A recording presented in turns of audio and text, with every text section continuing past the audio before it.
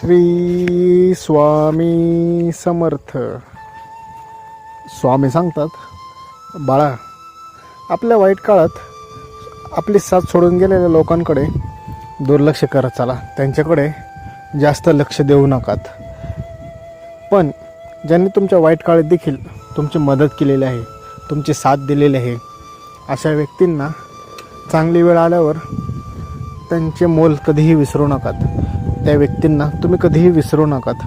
नेहमी त्यांच्यासोबत राहा. त्यांना कोणतीही मदत लागली तर त्यांना मदत करत चाला. लक्षात ठेवा, जे लोक वाईट काळात तुमच्या सोबत नव्हते, तुम्हाला सोडून गेले, ते फक्त तुमचा वापर करून घेत होते असं समजा.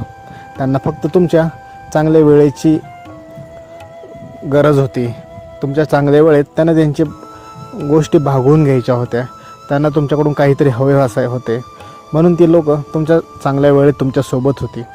जेव्हा वाईट वेळ आली तेव्हा त्यांना तुमची गरज संपली.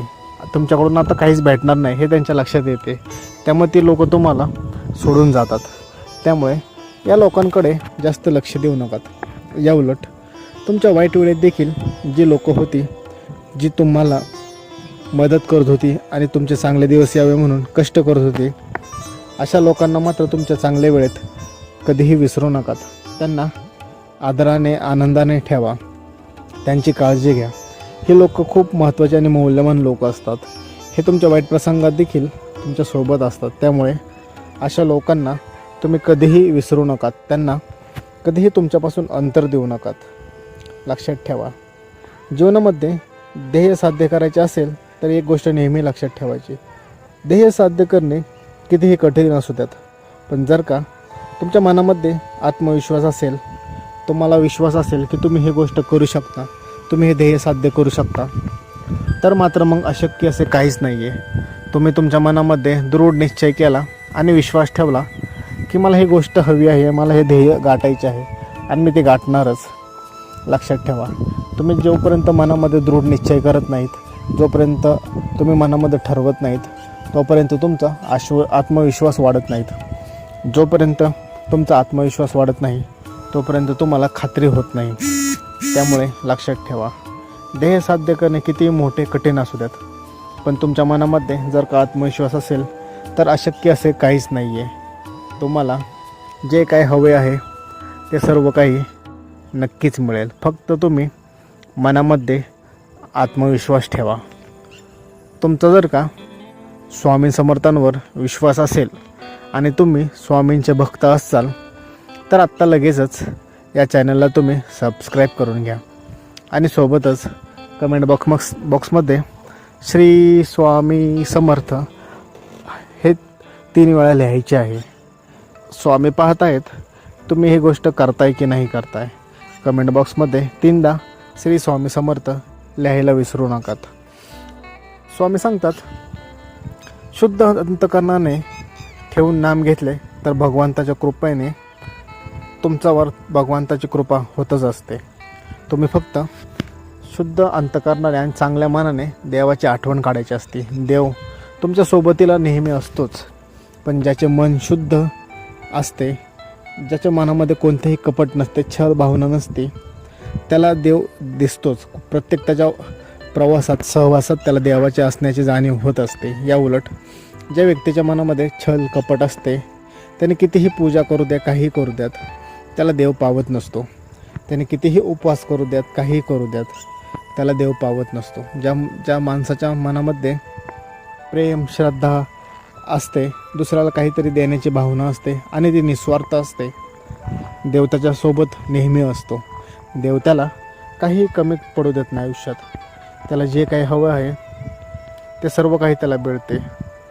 स्वामी सांगतात, कोणत्याही सकारात्मक विचारांना कोणतेही विष मारू शकत नाही आणि कोणत्याही नकारात्मक विचारांना कोणतेही औषध वाचवू शकत नाहीत. त्यामुळे लक्षात ठेवा, तुमचे विचार हे नेहमी सकारात्मक ठेवा. आपण जसा विचार करतो आपल्यासोबत गोष्टी तशा घडत जात असतात. आपण जर का चांगला विचार केला तर आपल्यासोबत चांगल्या गोष्टी घडत जाणार. या उलट आपण जर का वाईट विचार करायला लागलो तर आपल्यासोबत वाईट गोष्टीच घडणार. लक्षात ठेवा, सकारात्मक विचारांना कोणतेही विष मारू शकत नाही आणि कोणत्याही नकारात्मक विचारांना कोणतेही औषध वाचवू शकत नाही. त्यामुळे आपले विचार नेहमी चांगले सकारात्मक ठेवा. आपल्या विचारांमध्ये इतरांविषयी कधीही दोष ठेवू नका, बदल्याची भावना ठेवू नकात. इतरांविषयी कोणतीही आकस आपल्या मनामध्ये ठेवू नकात. इतरांची प्रगती होत असेल तर ते पाहून आपल्या मनामध्ये कधीही जळण्याची भावना येऊन देऊ नकात. इतरांचं भलं होत असताना आपल्याला कधीही वाईट वाटता कामा नये. आपल्या मनात त्याच्याविषयी नेहमी चांगली आणि आनंदाचीच भावना असली पाहिजे. त्याची प्रगती होत आहे हे पाहून, समोरच्याची प्रगती होत आहे हे पाहून तुम्हाला नेहमी आनंदच झाला पाहिजे. लक्षात ठेवा, आपण जसा विचार करतो स्वतःबद्दल आणि इतरांबद्दल, तशाच गोष्टी आपल्या आयुष्यात घडत असतात. आपण जर का इतरांचा वाईट विचार करायला लागलो तर आपल्या बाबतीत देखील तशाच गोष्टी घडू लागतात. त्यामुळे नेहमी लक्षात ठेवा, इतरांविषयी नेहमी चांगला आणि सकारात्मक विचार करा. कोणालाही दुखवू नकात, कोणाचाही वाईट विचार करू नकात. आपण जसा दुसऱ्यांविषयी विचार करतो आपल्या जीवनामध्ये आपल्या बाबतीतसुद्धा तसेच घडत असते. त्यामुळे आपले विचार नेहमी चांगले आणि सकारात्मक विचार ठेवा. स्वामी सांगतात, विश्वास ठेवा. जिथे सर्व मर्यादा संपतात तिथून आम्ही साथ देत असतो. जिथून तुमच्या सर्व विचार करण्याची क्षमता संपत असते आम्ही तिथून तुला मदत करत असतो. तुला फक्त ती मदत आमची दिसली पाहिजे. स्वामी सांगतात, तू कर्म करत जा, फळाची अपेक्षा ठेवू नकोस. तू तुझे कर्म करत जा, फळाची अपेक्षा न करता तुझे कर्म तू चालू ठेव. अरे कर्म करणे हे तुझे कर्तव्य आहे आणि तुझ्या कर्माला योग्य ते फळ देणे ही माझी जबाबदारी आहे. त्यामुळे तू घाबरू नकोस. तू तुझे कर्म करत राहा, फळाची अपेक्षा तू ठेवू नकोस. तुझे कर्म करत राहिलास तर तुला फळ देण्याची जबाबदारी ही आमची आहे. त्यामुळे घाबरू नकोस. आमच्याकडे सर्व गोष्टींचा हिशोब आहे. कोण चांगल्या वृत्तीने काम करतं, कोण वाईट वृत्तीने आहे, हे सर्व आम्हाला माहीत आहे. प्रत्येकाचे कर्माचे फळ हे त्याला भेटणारच आहेत. त्यामुळे तू त्याची चिंता करू नकोस, घाबरू नकोस. तू तुझे कर्म चांगले ठेव. तुझे कर्म चांगले असले तर लक्षात ठेव, तुझ्या बाबतीत सर्व गोष्टी या चांगल्याच घडणार. या उलट तू जर का वाईट कर्म करत असशील तर तुझ्यासोबतही अगदी तसेच घडेल. ते घडण्यापासून तुला कोणीही वाचवू शकणार नाही. त्यामुळे नेहमी लक्षात ठेव, तुझे कर्म तू चांगले ठेव.